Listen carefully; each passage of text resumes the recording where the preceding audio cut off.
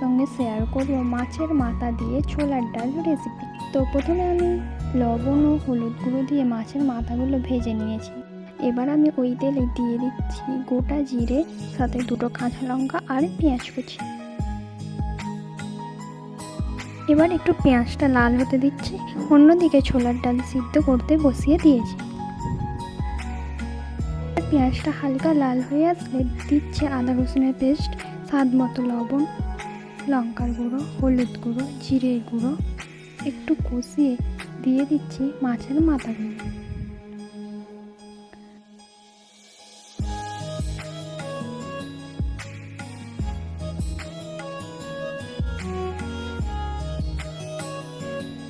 মাছের মাথাগুলো একটু ভেঙে নিয়েছি সিদ্ধ করে রাখা ছোলার ডাল।